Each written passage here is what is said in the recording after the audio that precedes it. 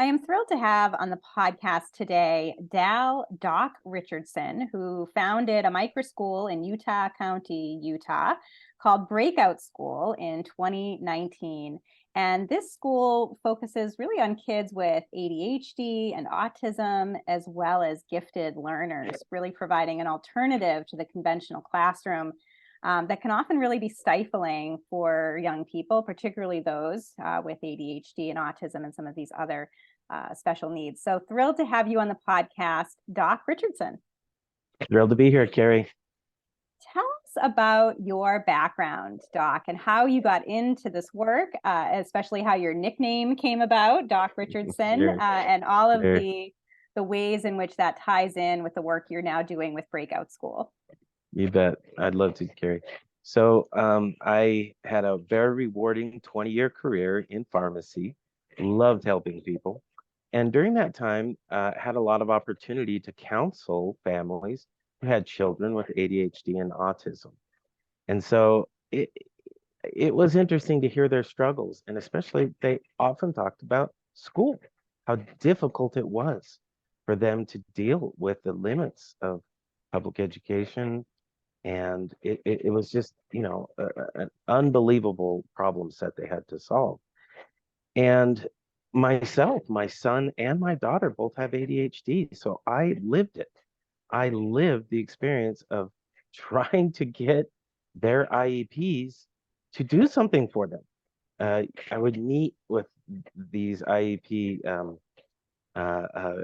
teams, and I would read it and go, I swear, this is the exact same thing we printed, 6 months ago or a year ago. It's the exact same thing. And I said, has there been any progress? And they really, couldn't answer my question. They said, well, we think he's making progress. And I was just like, wow.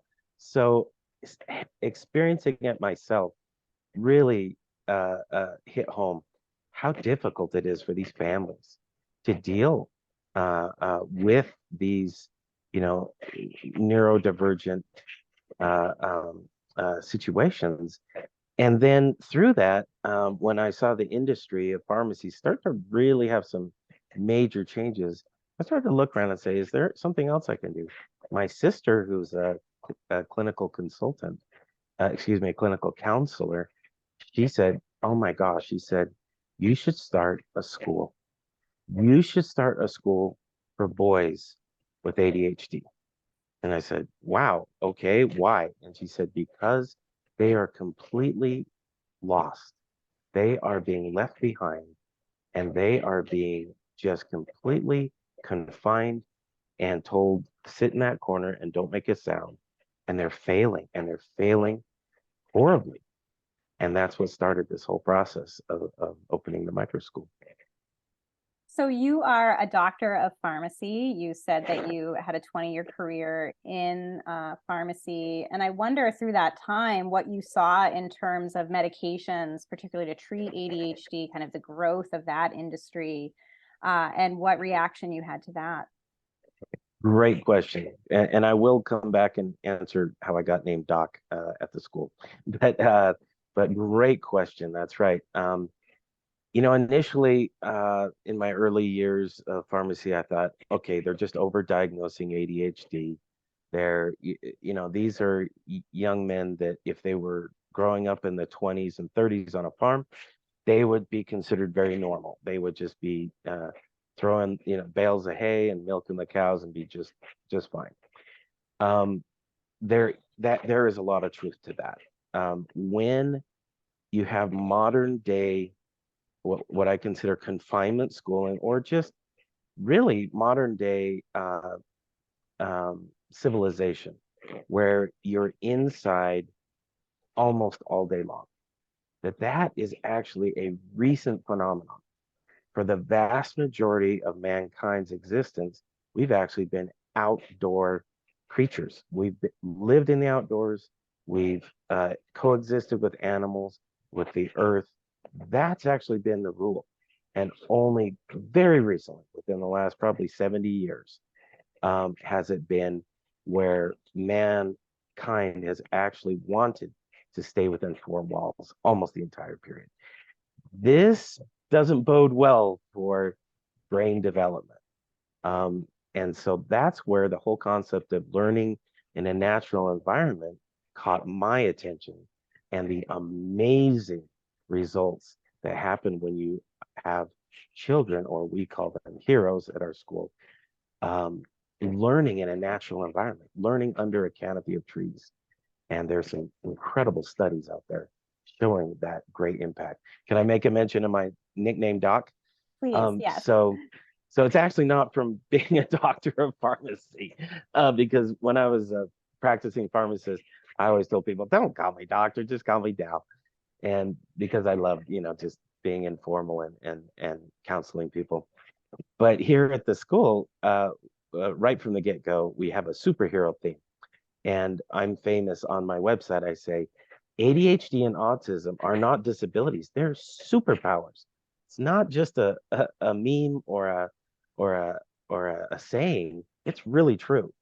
Um, Elon Musk, who has autism, the thing that I've seen of the superpower of autism is the ability to focus on something so much so, almost an obsession, that they become an incredible expert at it, where the rest of us who are maybe more neurotypical, that we would get very tired of that subject and say, oh my gosh, I don't want to hear another thing about it.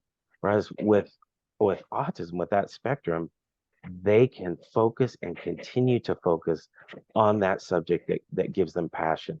And then you have an Elon Musk who's just passionate about exploring the stars, and changing everything we relate to with power and with transportation. Someone like that, you'd have to admit, is basically a superpowered individual. ADHD, on the other hand, more of resiliency. With my son, I could see him fail over and over and over. He'd bounce right back up and say, okay, what's next? I'd be like, if I went through that, I don't know if I could get back up. So it is really true. They are superpowers. So back to the whole, the way ADHD and autism were treated with medications, like you said, the studies do show that stimulants actually help their brain to mature quicker and to reach the level of maturity in their prefrontal cortex of their peers. So a lot of people view those medicines as band-aids. They're actually not. They actually do. You can see it on MRI. You can actually see it through the years. The subjects who were on the stimulants, actually their morphology changed and they began to mature sooner. So I'm pretty careful when I talk to parents who do not medicate. I don't sit there and say, oh no, he needs to be on medication. I never talk about that. But if they actually ask and say, are these medications harmful? Are they bad? Well, it's a case by case issue. But if you look at kind of the studies that are out there, they actually help resolve ADHD. Autism, very few medicines. I think there's only one Risperdal that has FDA clearance for use with autism. So really, with autism, they basically just treat the symptoms. But with ADHD, it really seems like the stimulants do help normalize that brain. Yeah, I mean, I think the issue, as you'd probably agree too, is just the overdiagnosis and over Yeah, medication of ADHD, yeah, particularly when these medications and these labels are being used to sort of, push children, as you say, who have these superpowers, who have these tremendous gifts, who don't want to sit still, who are biologically designed in childhood not to be sitting still, exactly. to conform to that Right. restrictive environment. I often think about the work of Dr. Peter Gray, psychology professor at Boston College, who wrote the book Free to Learn and wrote the foreword to my Unschooled book. And he says, quote, ADHD is an inability to adapt to the conditions of standard schooling. That's And right. really that, it's that classroom environment that is problematic. It's not the child or the child's Right, right, behavior that are right. problematic. And he has found in his research on, young people who have left a conventional classroom, particularly those who've moved into more self-directed or unschooling environments, that the behaviors that are problematic in a traditional classroom cease to be problematic in these freer environments, and that very often young people no longer need to be medicated because they're not being sort of forced into that coercive classroom experience. So I wonder what you're finding at Breakout School in terms of the families that are coming to you. Why are they attracted to your model? Well, the entire model of Breakout School is an outdoor education program. So it's learning in a natural environment and with no walls. And it's about as unschooled as you can get. We base our model on the Charlotte Mason model, which is she believed in very short learning periods in an outdoor environment with a rich, broad milieu of art and literature and also the hard sciences, but so so wide and all encompassing that the child could choose where they wanted to make the connections between, for example, literature and the sciences, and also actually observing nature. That was such a big thing with Charlotte Mason. And she, around the turn of the century, knew better just with herself. Can you imagine? She was basically alone, where all the traditional movement was towards early specialization for children. Get them learning just one type of specialty right from the get-go. And she said, no, that's not right. And bless her for being strong and standing for that. The families that come to Breakout School, many of them are just at their wits' end. They find that this hero has been, the system has been trying to jam the square peg into that round hole, and all they see are just splinters occurring. And so they come, many of them just almost they don't know where else to turn. They've tried other private schools, they've tried charter schools, and none of them seem to be able to help their hero. And once they get to Breakout and see that self-directed learning and trust, that's another big deal about Breakout School. We actually trust these heroes with their brains. I have a policy of unlimited brain breaks. Now, when I started this, I had nightmares that I would see ADHD boys, and by the way, we accept girls now. I would see ADHD, boys who have ADHD running around the forest all day long and doing nothing but playing in the forest. And I thought, oh my gosh, am I really going to do this? And yet, believe it or not, and some of them had to have a detox period. Believe me, much of the system can really create toxic states in their brain. And you have to allow them to detox on their own. And sometimes that's where they're just enjoying nature. They're walking through, they're going, oh my gosh, what's that? That's so cool. They're digging in the dirt, getting dirty, getting their fingernails all crudded up. And they're able to process life in a much healthier way. If you can trust them, trust their brains, and say, your brain knows what it needs. And if it needs that time, okay, you got it. We'll be doing academics right here. And whenever you want to join us, you are welcome to. And they do. That's what's crazy. They still gravitate over to the academics and they kind of go, what are you guys doing? Wow, that kind of looks interesting. And one thing I have found is that children have a natural curiosity and a desire to learn. And only when the system squelches that through, you didn't do that right, or you're not behaving correctly, and they just tamp down on that natural curiosity, then that can go away. But at Breakout School, we reawaken that natural love of learning. So you mentioned that some of your families are at wit's end when they come to you, that they've tried various conventional classrooms, both public and private, that nothing seems to be working well for them because, again, it's this square peg in a round hole. I hear from both parents and teachers more regularly that there is increased pressure to medicalize ADHD in the classroom, in these schools, that parents feel coerced in some ways to medicalize or to provide medications for ADHD. And then again, when these parents leave that coercive classroom for a much more child-centered, much more free learning environment, those problematic behaviors tend to disappear.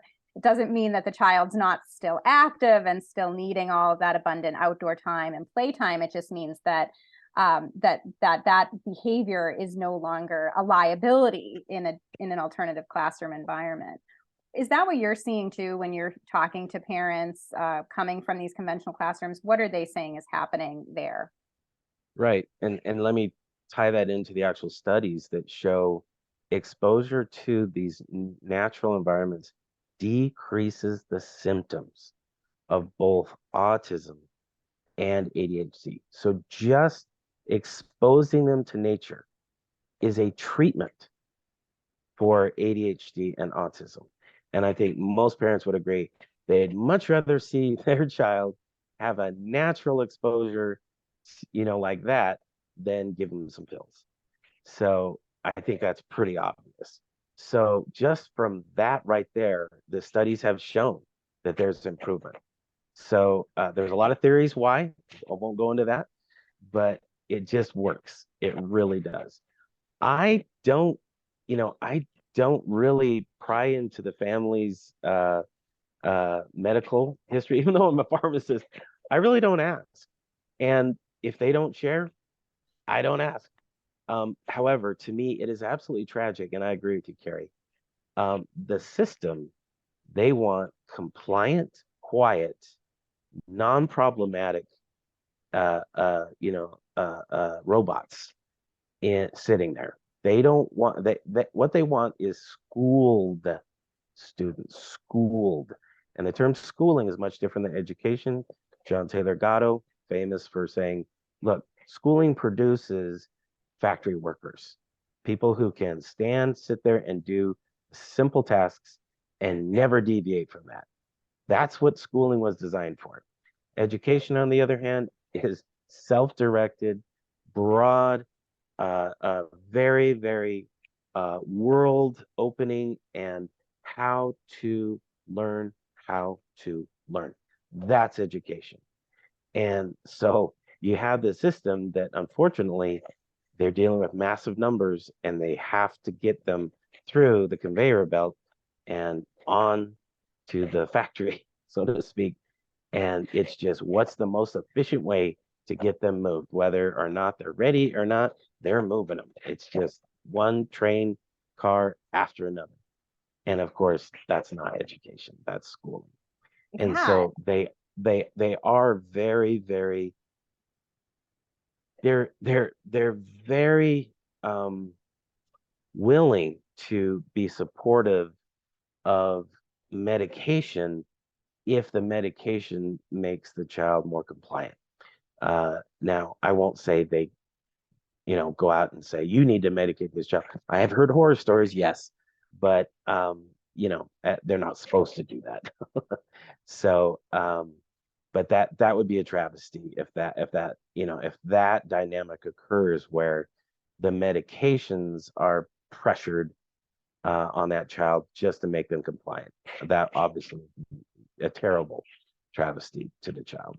Well, and I think you alluded to this as well, that the medications do work, right? So Oh, they actually do. the Yeah. schools are telling the parents, if you put your child on this medication for ADHD, they will be more attentive. They will be able to sit still and listen. But again, the problem is not the child. The problem is the school system. It is that coercive classroom. Right. So yes, these medications would work to create these compliant students, but at what cost? And certainly to the detriment of that child's individuality, creativity, curiosity, all of the things that you're really trying to cultivate in Breakout School. So, Doc, tell us what happened in 2019. What were sort of those initial steps that you took to say, okay, now is the time I'm going to launch this school? I guess from your idea to opening, what was that process like? A lot of faith. It was a lot of faith. So I envisioned it once I started, my sister had said, you should research and see. And she said, you heard of these forest schools, right? And I said, yeah, let me look into that. And when I started researching, I found that they, especially stateside, they almost are always just kindergarten. That's it, preschool. And they would go out for about maybe an hour or two, and they would just go and sit and be in a forest and kind of do activities, and then they go back, and that was it. That was their whole experience. And then once grade school started, it was almost non-existent. And then I looked over in Europe and in Scandinavia, they had been incorporating this for decades, where they said, no, you've got to have these kids out in nature for a large proportion of their schooling, and then they will do very, very well. Even if they come in for the winter, their exposure out there will translate into better academic results. And then as I started reading these studies, I went, oh my gosh, this is unbelievable. I have to tell you about at least one of the studies that is so hilarious. So when I started reading the studies, I thought, okay, they're out in, nature, 6 hours, they're totally saturated, and that's why they're doing so well. No, not at all. These studies are ludicrous. They are ridiculous. One of them, they showed a 3x5 card to the children. Three cards. One a neutral card, just had a zigzag pattern. Second card was of a concrete building. Third card was just a picture of mountains and trees. And the child would look at the card for like 5 minutes and then do their academics. That was the exposure to nature, was looking at a 3x5 card. And I went, you have got to be joking. I said, there is no possible way that could affect them. And it did. And I went, oh my gosh. And the other ones were like a 20-minute walk just down a park pathway. That had a massive positive effect on their academics. And then I went, oh my gosh. I said, if I can have them out in nature for most of the day, my gosh, what's going to happen? What do you think is going on?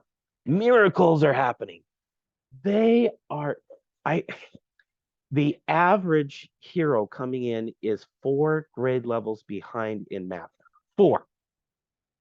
And when I started the first 2 years, the average number of grade levels that were progressed in 1 year was almost 4. We almost got them to their peers in 1 year. Just phenomenal results. And now they have these things called personal records, and they can do it with push-ups, sit-ups, but more importantly, they can do it with academics. And so we just this last May, just this May, as we're just about to end school, I had to tell the parents, I said, oh my gosh, I'm witnessing these heroes. They study, for example, in math, they study concept and say, I think I've got it. Doc, can you give me the test? And I'm like, yeah, it's right here. And they take the test and they pass it.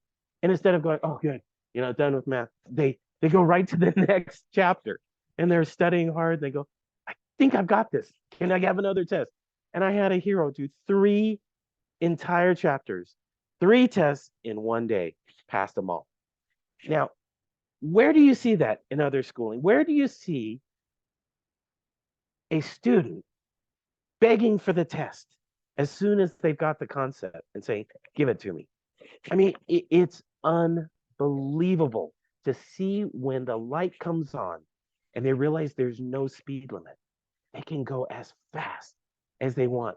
So most of these heroes were called broken failures, just couldn't fit in the system, could not be successful. And now they are ahead of their peers in these core courses. And the parents are just beside themselves. They're like, what did you do with my son? kidnapped him and put this incredible clone in his place who's like a super brain. And it's true. It is true. So when you can have most of the day in nature, these studies can't replicate that. They don't have the money to do that. They can just barely give any exposure and they still see remarkable results. And ours blow them out of the water. Remarkable academic results and remarkable joy, right? I imagine Yes. the learners, the heroes, as you call them, are just so much happier with their days and with their learning, which is great. So you're going into now the fall of 2023. Tell us what Breakout School looks like for you now in terms of numbers, composition of students, and also what the future plans for Breakout School are. You bet. Future looks really bright. We have about 4 new heroes this year, and they come from a variety of backgrounds, different diagnoses, different problem sets. So, and the main takeaway is every hero is completely individual. So there's so much one-on-one at Breakout School. That's why microschools often excel at the one-on-one because they aren't huge groups. We have a cap of 20. We've had 16 before.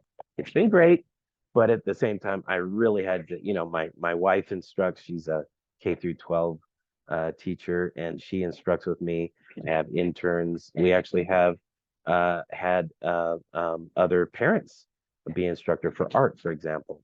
So you just enroll others in when the group gets larger, but the main focus is the individual customization of their education. You've got to customize it. If you don't, there's absolutely no way you can get miraculous results like we've gotten. But they really do. They come from broad socioeconomic backgrounds, very different. They come from different areas. We serve clear from Davis County, that's way in the north, clear down to the bottom of Utah County, down in Nephi. We actually had a family come clear from Nephi every day. It was just amazing. But just overall, and now boys and girls, we've just found that this program works, and it works, for a variety of issues, whether it's just them, not being able to conform to the system or to some serious behavioral challenges they've had before. Breakout School doesn't take oppositional defiant, but we have had heroes that, maybe it kind of looks a little like that. And we have a wonderful, wonderful intensive behavioral support program that that we use, that it uses natural consequences, and it just helps them to kind of deal with the answer no, to be okay with the answer no. That's one of the very, very important things, because they need to learn through life that sometimes their answer will be no for the time being. And for some of these heroes in their previous life, it would be a trigger to be told no, and they would just have a breakdown, a meltdown. One thing I've got to mention is at Breakout School, we are absolutely so strict on one thing, and that is manners. Because we are the pioneer log room schoolhouse. And that schoolhouse typically had first graders to eighth graders in it. Have you ever wondered why you didn't end up with a bunch of murdered first graders? And the reason is because that little tiny teacher in the front, she absolutely demanded perfect manners, that no one would disrespect anyone else. So at Breakout School, believe it or not, every time there's a transactional interaction, that means someone wants something from someone else, they must say the following: may I please, blah, blah, blah. And then it's either yes, you may, or no, you may not. And then it's thank you and you're welcome. That's it every single time. And when you do that, and I envision that from the old pioneer schoolroom, And I said, you know, if we do that right from the very first day, and we never let any hero get away with it, never, they never receive anything unless they ask correctly. It changes their entire psyche. They become a different individual when they're related. I mean, think about it. We have an eighth grader relating to a second grader. That typically doesn't work. And yet at Breakout School, it does, because that eighth grade is required interacting with the second grader to use the exact same respect. And then they start realizing, oh, I see. You can't pick on anyone because you're bigger than them, you think you're smarter than them, or anything. And so it is heaven. And I've always told people my dream has been to give children a childhood that looks like a Norman Rockwell painting. And if you know those paintings, you know they envision this beautiful, idyllic, innocent world where children are free to be children. And that's always been my dream. And I'm telling you, Carrie, it's come true at Breakout School. It really looks like a Norman Rockwell painting. So, Doc, you are truly a microschool. You try to cap your attendance at 20 or so students. How are you structured, right? Some microschools are structured where they're more like a learning center and the families come as recognized homeschoolers. Others are recognized by the state as private schools. What did you decide to do in terms of organizational structure? We're recognized by the state as a private school, and as such, we qualify for the Carson Smith Scholarship and the Children First Education Fund. And I was actually on Capitol Hill involved in the recent legislation that improved the Children's First Education Fund. So we're fully recognized as a private school. We are a day school, and as such, you know, we have the privileges of private schools, which I'm telling you, in Utah, it is amazing what private schools are allowed to do. So it just takes the manacles off so that you can completely customize a curriculum any way you want. And you can also pivot quickly. Micro schools are so great at changing quickly because there's no bureaucracy that has to be pierced. You can simply say, wow, that worked brilliantly. Let's keep doing that. Or, you know, that didn't work so well. Let's put that aside. For example, entrepreneurship, teaching these heroes how to be entrepreneurs. Right now, we're doing fundraising at Sunset Farmers Market. And it's just such a great way for the heroes to learn the principles of entrepreneurship and learn money management. These are vital skills that if they're going to be a success, and you may not know this, Carrie, maybe you do, but many adults who've had ADHD through their adolescence, they cannot keep a job. And guess what they end up being?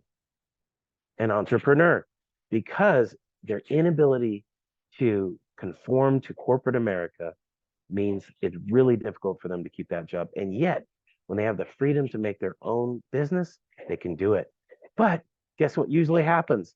The very first time that they've ever tried to make a business, they're in their late 20s or something like that, and they usually fail a few times, and it's very painful. They lose a lot of money. And we're saying, hold it, let's have them practice when they're in third, fourth, fifth grade. And if they fail then, no big deal. That's the time to fail early on. And you learn and keep trying and learn. So that's just an example of what micro schools can do. Just pivot, you know, on a pin. And another thing is equine therapy. Oh my gosh, since the beginning, we do equine therapy once a day a week. And we have a nationally known equestrian coach, and she is just phenomenal. And so it's, you know, it's those things where it'd be very difficult for an entire school, if it's a very large school, to go through and have a horse program. That would be hard. So being small makes you deft, makes you very dexterous, and there are some great advantages to that. So, Doc, as we begin to wrap up, you alluded to this a bit ago, but Utah earlier this year passed a universal education savings account program that now enables all K-12 students throughout Utah to access roughly $8,000 a year. toward a variety of approved educational expenses, including tuition at private schools or microschools, tutoring, homeschooling resources, therapies, and so on. How do you see the new ESA, which should go into effect, I believe, a year from now? Families will get that funding. How do you see that impacting Breakout School, and particularly making programs like yours more accessible to more families? Oh, that's one of the reasons I was on Capitol Hill, just clamoring for this. It is the first time Utah will have true school choice, because everyone will be able to do that. Right now they cap it at 5,000, but very quickly the legislators will have to realize that it will be tens of thousands that will be demanding this, because they see, especially through COVID really was kind of the final nail in the coffin for many people, when they just went, this is ridiculous. You can't have my child on a screen and Zoom the class and expect him to learn. And the sad thing is, many of the schools have actually continued with this, screen learning at the detriment of these children. And it's like, hold it, did you not learn through COVID that this doesn't work? It doesn't work. And yet they're like, no, this is great. But oh no. So it's just going the wrong direction entirely, from the in-person teaching to a computer teaching. So I see the direction of this with the Utah Fits All. That's what it's called, Utah Fits All. This, and it is a scholarship program. This program will, I believe, and just like in Arizona and in Florida, it will result in attracting other families from other states who say, oh my goodness, I can have my child educated the way we want to, whether it's homeschooling. Yep, those funds apply to homeschooling. It can apply to anything that's educational. And can you imagine having $8,500 every year to be able to educate your child, even if it's a homeschooler? Can you imagine what good you could do with that money? And the travels you could do, the experiential learning you could have with your own child. I mean, to me, it's just stunning what it would. And then to hear the people who are against it, what they would say is, oh, you're just allowing the government to control everything. I'm like, okay, Carson Smith, that didn't happen. Children's First Education Fund didn't happen that way. Why do you think Utah Fits All is going to do that? So you just look at the other states, Arizona and Florida, the ones I look at, and say, my gosh. And I think right now there's 22 states that have either some form of this, or it's in legislation, it's coming about. So it is spreading across the United States. They realize this entire experiment, and that's all this has been, is an experiment in the last 100 years or so, where they have radically changed how education is delivered and said, well, it's got to be right. Who said it's right? Who studied this? Many of the things they did, for example, putting tablets in the hands of kindergartners, they had no testing whatsoever. They just said, oh, it's technology, it's got to be good. And they handed these kindergartners these screens that they were just becoming addicted to. They had no idea what was going to happen to them. They were just like, oh, it's got to be good because it's technology. Can you imagine? So I see this as such a positive, the Utah Fits All, that it will revolutionize all education. Now, a lot of people say, oh, you're going to kick out public school. No. There's too many people. There's just too many not to need public education. Just look at the population growth exploding everywhere. We have to have all options. And that's the answer. All options on the table. Well, and hopefully there'll be many more options like Breakout School that will provide these much more free, outside focused education opportunities, especially for children who may be labeled as having ADHD in a conventional classroom. So I'm thrilled to see more of that. And if folks want to get in touch with you, learn more about your work, connect with you, what is the best way for them to do that? Go to www.breakoutschool.org, and then you could either chat live with me. There's a little chat button, or simply fill out a form and say, I'd love to know more. You can email breakout@breakoutschool.org, or our phone number is on the website. I think I have it memorized, 866-404-1466, I believe, but it's on the website. Yeah, just we are taking year-round enrollment. And by the way, a lot of people say, oh, you cap at 20, so you'll be capping pretty soon. Because with a wonderful program like this, the word will get out and many people will be coming. But my vision is we will have a modular growth. So every time one fills up at 20, we'll open up another module in another area. So we'll just keep adding those modules, but we'll keep it semi-independent. And that's what you want. You want independence. You want individualized learning and individualized education. And only by keeping it small, I believe, keep the bureaucracy out of it. One person, one individual running that module. That's the way to do it. But thank you, Carrie, for this opportunity to talk with you. It's been an absolute pleasure.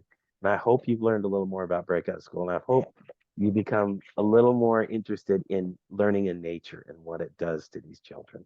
Yeah, it's been great to talk with you, Doc. I love that you're planning to scale laterally, horizontally, right? Many microschools share that vision. They don't want to become large private schools. They want to Never. grow and scale, but do so small with multiple small locations. And I think it's a great That's exactly vision. what I want.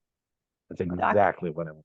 Doc Richardson, thank you so much for being on the Liberated podcast. Thank you, Carrie. It's been an absolute pleasure.